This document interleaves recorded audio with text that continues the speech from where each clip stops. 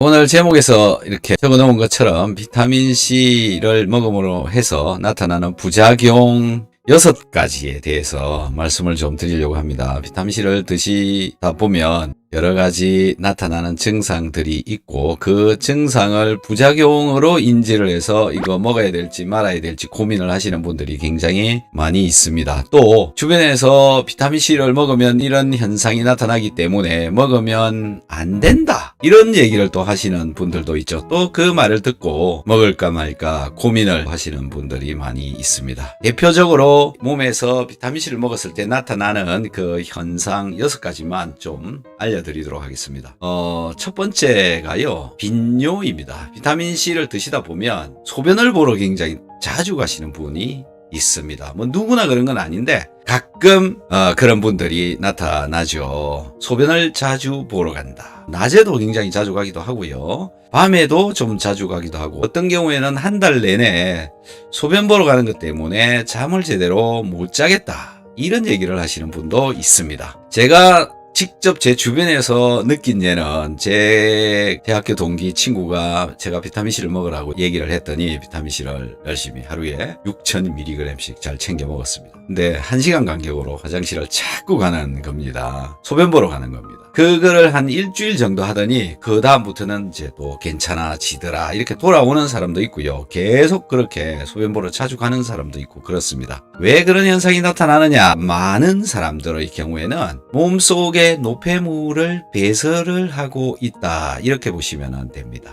비타민C를 먹게 되면 신진대사가 활발하게 되어집니다. 그러면 노폐물도 많이 발생하죠. 우리가 먹은 밥 있잖아요. 이 밥이 분해가 되면서 최종 산물로 나오는 게 뭐냐면 이산화탄소가 나오고 물이 많이 생긴다. 몸 안에서. 이 생긴 물이 소변으로 나오고 있다 이렇게 보시면 되죠. 그런데 시간이 좀 지나면 이제 그게 정상적인 상태로 돌아가더라. 자, 이런 노폐물도 있고요. 그 다음에 몸속에 기존에 쌓여있던 노폐물류도 있습니다. 내 몸이 면역이 약해가지고 잘 찾아내지 못했던, 잘 모르고 그냥 인지되어지지 않고 몸에 그냥 가지고 있었던 그런 노폐물들을 이 비타민C가 몸속에 들어가면 백혈구에 비타민C가 쌓이게 되고 백혈구가 이물질을 찾아내는 능력이 올라가가지고 그 면역 반응으로 인해서 또 분해가 되었을 때 만들어져 나오는 노폐물이 있습니다. 이런 것들이 이제 소변으로 자꾸 빠져나가게 되어서 소변을 보러 자주 가기도 한다. 하지만 일시적인 현상으로 되어지는 것이기 때문에 결국은 괜찮아지니까요. 걱정 마시고 열심히 드셔보시면 될 것 같다. 그런데 한 달이 지나도 2달이 지나도 계속 나오는 분이 있습니다. 그건 이제 조절을 좀 하셔야죠. 내가 너무 힘들어서 못하겠다. 그러면 비타민C 양을 좀 줄이시거나 이러면은 이제 괜찮아집니다. 그래서 꾸준히 이렇게 해보시면은 정상적으로 돌아온다라는 거고요. 일시적으로 내 몸의 호전 반응의 일종으로 나타나는 것이지 실제적인 비타민C가 나타내는 부작용, 여러분들이 말하는 부가적인 작용 이런 것은 아니다. 그냥 효과의 반응이다. 이렇게 보시면 될 것 같습니다. 자, 첫 번째 빈뇨라고 해서 소변을 보러 자주 간다라고 하는 것이 이 비타민C의 한 가지 부작용이다. 하지만 부전 반응이다. 자, 두 번째는요, 요로결석입니다. 아니, 비타민C 먹으면 요로에 결석이 생긴다? 그게 말이 되나? 자, 이렇게 생각할 수 있죠. 그런데요, 여러분들 몸속에는 노폐물이 많이 소변을 통해서 배출되어지고 있습니다. 그 배출되어지고 있는 것이 여러분 있나 없나 확인하는 방법 제가 알려드릴게요. 소변을 받아서 2리터짜리 페트병에다가 그 소변을 가만히 놔둬 보세요. 한 3일 정도만 놔두면 밑에 하얗게 가라앉는 게 이만큼씩 생깁니다. 두께로 이만큼씩 생긴다는 거죠. 이게 뭡니까? 내 몸에서 빠져나가는 노폐물이다, 이물질이다 이렇게 생각하시면 될 것 같아요. 그러니까 면역하고 반응하는 그런 이물질이 아니라 면역하고 반응하지 않는, 면역세포와 반응하지 않는 이물질이다. 이 이물질이 소변을 통해서 계속 빠져나가고 있습니다. 잘 나가야 되는 거죠. 그래서 소변을 누워야 자꾸 뭔가 빠져나간다라는 건데요. 이런 물질들이 계속 빠지는데 이 물질들이요, 방광 속에서 수분이 사라져가지고 모이게 되면 딱딱한 물질로 만들어지게 되고 이걸 보고 우리는 그냥 결석이다 이렇게 얘기를 하는 겁니다. 자, 소변을 통해서 이상한 물질들은 항상 많이 나오고 있다라는 것이고, 그런데 내가 물을 너무 적게 마시거나 평소에 수분 섭취량이 적은 사람들은 여름에 땀을 많이 흘리거나 또 뭐 일을 하다가 땀을 많이 흘려버리게 되거나 이러면 이 방광 속에 있는 물들이 재흡수되어져서 사라진다라고 보시면 됩니다. 그래서 농축이 되어지고, 농축되어진 것 때문에 결석이 되어진다. 마치 염전에서 수분을 증발시키고 소금이 만들어지는 것처럼 방광 속에서 수분이 농축이 되어진다. 수분은 사라지고 그 속에 들어있는 물질들이 농축이 되어진다. 이것 때문에 알맹이들, 결석이 만들어진다. 가끔 여러분들이 소변을 누울 때 소변이 뿌옇게 나오는 그런 경우를 본 적이 있을 건데요. 그것도 역시 마찬가지입니다. 자, 이런 것들이 뭉치게 되면 알맹이가 되고, 이 알맹이가 결석이라고, 소변을 누울 때 요로에 걸리게 되면은 요로결석 이렇게 되어지는 거죠. 자, 비타민C를 먹지 않아도 요로결석에 걸리는 사람들이 많이 있습니다. 그분의 특징 뭐냐면 수분을 잘 섭취하지 않는다 이거죠. 그런데 비타민C를 먹다가 요로결석이 걸리는 사람도 결국은 원인은 뭐냐면 수분을 제대로 섭취를 하지 않아서 걸리는 것이지, 비타민C를 먹어서 요로결석이 걸리는 게 아니다. 이렇게 되는 겁니다. 여러분들 중에 수분을 적게 드시는 분들은 비타민C 드실 때 물을 충분하게 드시는 게 좋다. 이렇게 이해를 하시고 열심히 수분을 챙겨 드셔라. 비타민C 2알 드실 때 물 한 200ml 정도씩 드셔야 적절한 양이다라고 보는데요. 그거보다 좀 더 많이 드셔도 괜찮습니다. 첫 번째, 빈뇨가 생긴다. 두 번째, 요로결석이 생긴다. 세 번째, 두통이 생긴다라는 거죠. 머리가 아프다. 아니, 비타민C 먹는데 왜 머리가 아플까? 비타민C 드시고요, 머리 아프다라고 얘기하는 사람 종종 있습니다. 왜 그럴까요? 위장이 좋지 않아서, 위장에 염증이 있어서 비타민C 알맹이가 위장을 건드려 가지고 그 위장 문제로 인해서 머리가 아픈 경우도 발생하기도 합니다. 근데 그러는 사람은 극히 드물고요.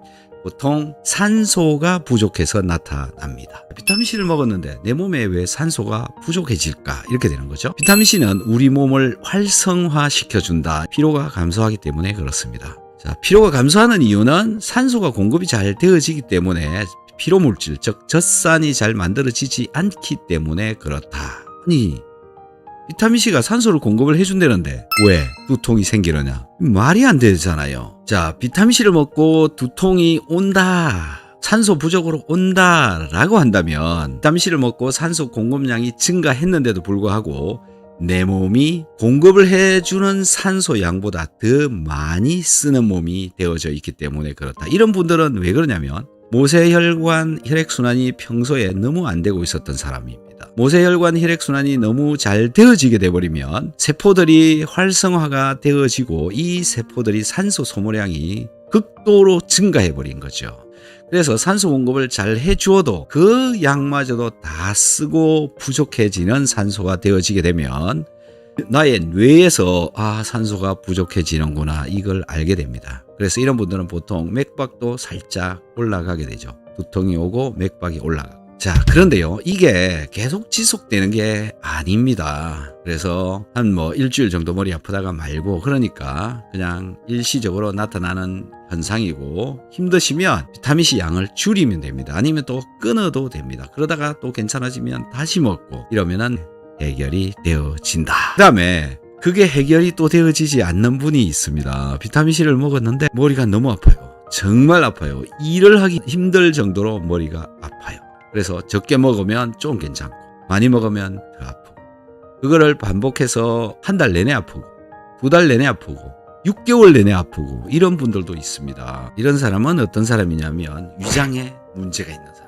위장에 병이 고쳐지지 않는 사람입니다. 비타민C를 먹어도 그 위장에 문제가 해결이 되어지지 않고 있는 사람이죠. 어떤 사람일까요? 위장에 암세포가 자라고 있는 사람의 경우에 지속적인 이런 문제가 발생하고 있더라. 위장에 염증이 계속 고쳐지지 않고 계속 머리가 아프더라. 그런데 여기에 한 가지 특징이 있습니다. 빈뇨가 있는 경우에 한했습니다. 비타민C를 6개월, 1년 이렇게 먹었는데 머리가 계속 아픈 사람, 당뇨가 있는 사람은 위 내시경을 하십시오. 빨리빨리 위 내시경을 해서 암세포가 있는지를 조사를 하는 것입니다. 비타민C를 먹고 두통이 온다. 일반적으로는 일시적인 호전 반응이다. 비타민C를 먹음으로 해서 몸에 산소 소모를 너무 많이 해서 일어나는 두통이다. 이렇게 보시면 되겠습니다. 자, 다음은 설사입니다. 비타민C 드시고 설사 자주 하시죠. 네, 저도 설사를 자주 하는 편입니다. 왜? 많이 먹기 때문에. 특히 5알을 한 번 먹고 나서 1시간 정도 안에 또 5알 먹으면 100% 설사합니다. 그래서 저도 한 달에 한 5번 정도는 설사를 합니다. 비타민C 많이 먹으면 설사를 하죠. 비타민C 최대 용량은 장관 최대 용량, 설사하는 양까지. 이게 장관 최대 용량이라고 그럽니다. 그래서 어떤 분은 15개 정도 먹으면 설사하는 분이 있고, 어떤 분은 20알 먹을 때 설사하는 분이 있고, 어떤 분은 30알 먹을 때, 40알 먹을 때, 이렇게 사람마다 설사하는 양이 다 다르다라는 겁니다. 또 초기에 이렇게 먹는 분들은 서너 개 먹고도 설사하는 분들도 있습니다. 사람마다 설사하는 양은 다 다르더라. 비타민C를 내 몸이 받아들일 수 있는 양보다 더 과하게 먹었을 때 설사를 하는 거다. 비타민C를 먹으면 무조건 설사를 한다. 그거는 아니다라는 겁니다. 그리고 비타민C를 많이 먹으면 많이 먹을수록 늦게 설사를 하는 사람일수록 몸이 안 좋은 겁니다. 내 몸에 비타민C 소모를 훨씬 더 잘하고 흡수를 잘해가는 그런 몸은 많이 들어가게 되는 거죠. 많이 들어가게 되는 거니까 아직도 내 몸속에 비타민C를 가지고 해야 되는 일이 많다, 이런 얘기가 되는 거고요. 해야 되는 일이 많은 경우는 내 몸이 안 좋은 경우다. 활성산소가 엄청 많이 발생하거나 여기저기 염증이 많이 발생해 있거나 통증이 많이 있거나 이런 분들이 이제 소모량이 증가하는 거죠. 그래서 많이 먹어줘야 되고, 많이 먹어도 설사가 안 난다. 비타민C를 조금만 먹어도 설사를 빨리 한다. 이 사람들이 이제 좀 건강한 거다. 초기에 비타민C 먹는 사람을 제외하고요. 보통 3개월 이상 먹고 나서 어느 정도 이제 안정화되어진다고 보면 되는데요. 비타민C 먹고 3개월 이후에 최대 용량을 한번 결정해 보시면 되는데요. 일반적으로 20g 정도라고 보시면 됩니다. 일반적인 사람들은 20g 정도를 먹어야 설사를 한다.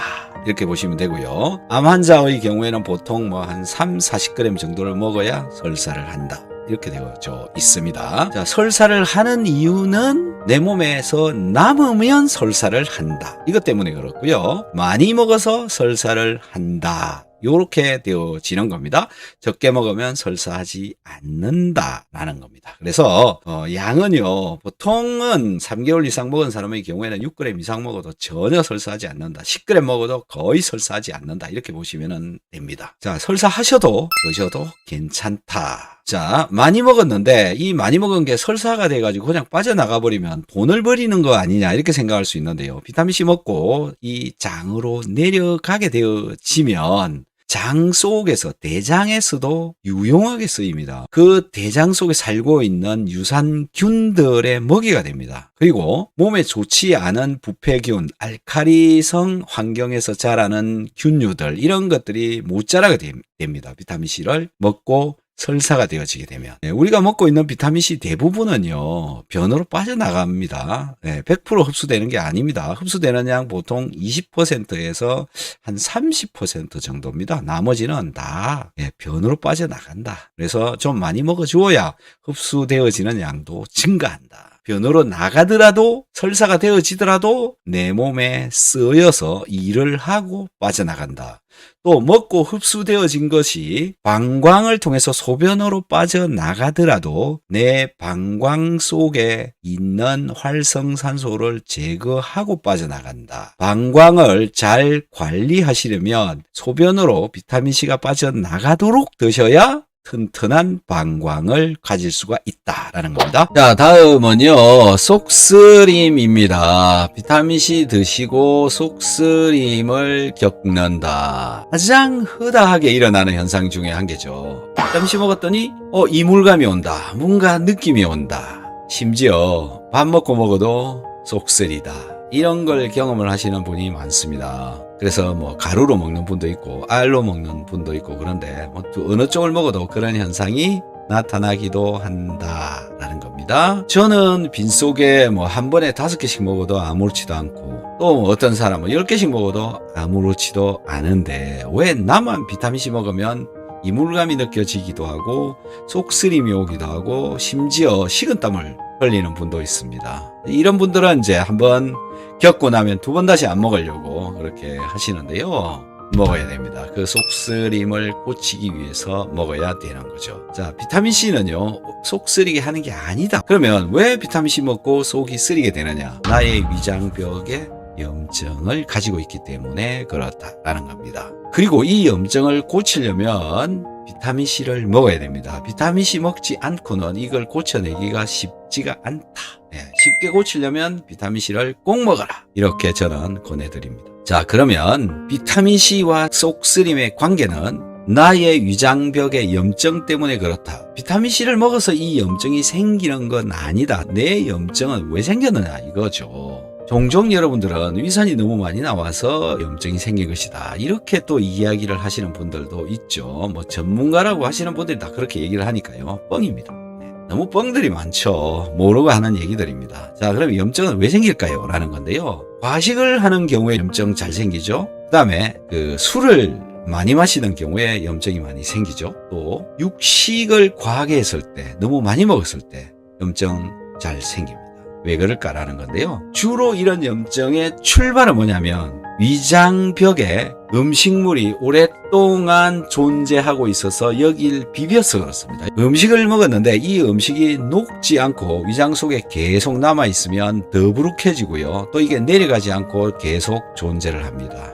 그렇게 되면 이 음식물이 위장벽과 마찰을 하게 된다. 이것 때문에 음식이 오랫동안 존재하게 되면 여기가 까진다. 그런데요, 어떤 음식을 먹었을 때 주로 여기가 잘 염증이 일어나느냐면 기름 성분, 그 다음에 단백질, 이런 걸 먹을 때 염증이 더 많이 일어납니다. 그건 왜 그러냐면 이 위장벽이 가지고 있는 성분들과 내 먹은 음식물의 성분들이 서로 유사할 경우에는 녹이는 성질이 있습니다. 예를 들어서 참기름에 소금을 넣으면 이 두 물질은요, 극과 극입니다. 기름과 물과 친한 그런 관계가 있는 거죠. 물하고 기름하고 섞으면 안 섞이잖아요. 녹지 않습니다.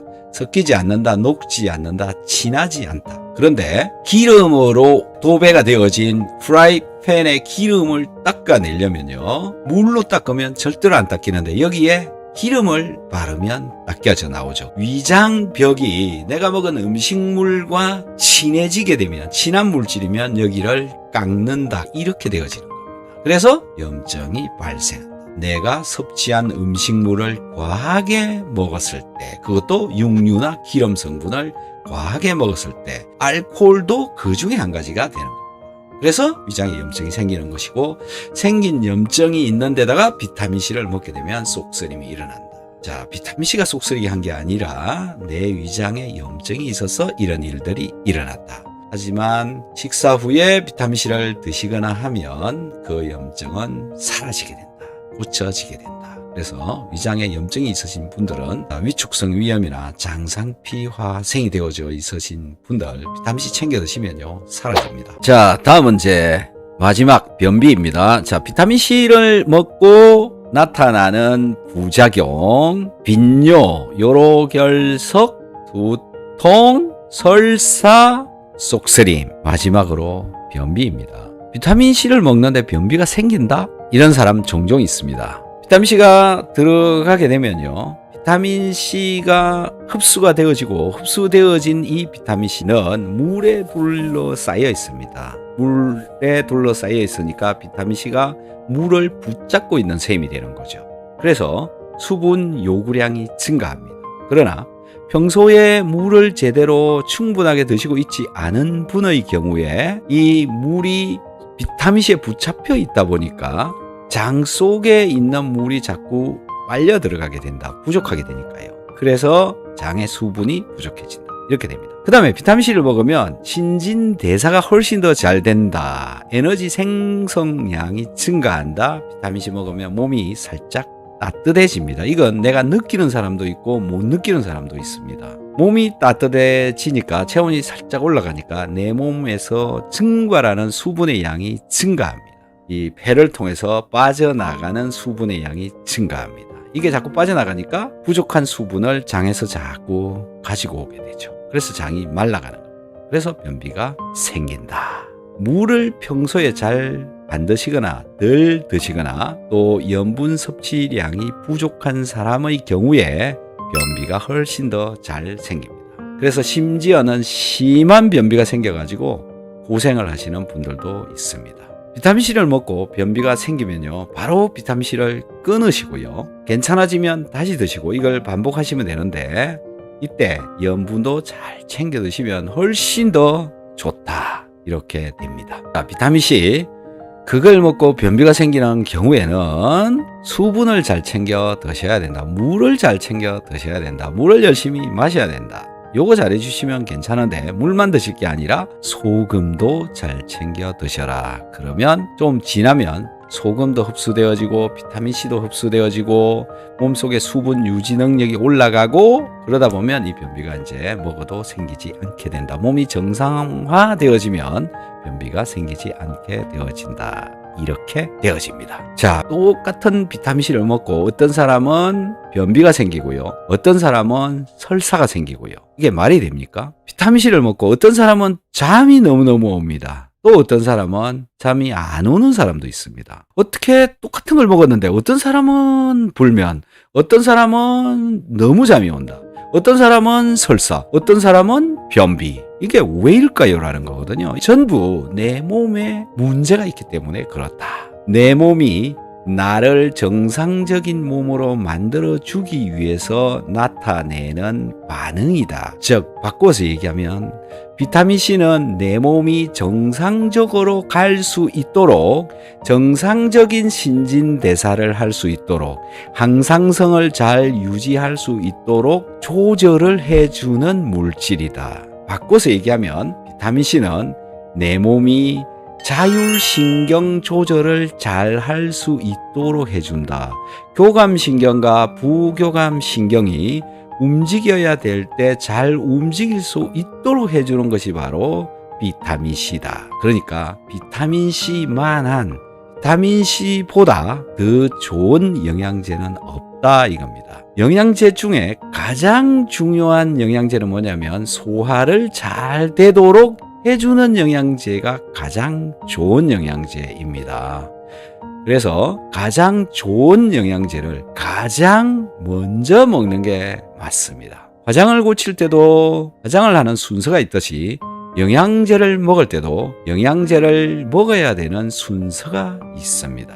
그게 비타민C를 가장 먼저 먹어야 되는 영양제이다라는 겁니다. 그래서 저는 소화제는 비타민C다, 이렇게 이야기하고 있습니다. 고맙습니다. You are still in my mind.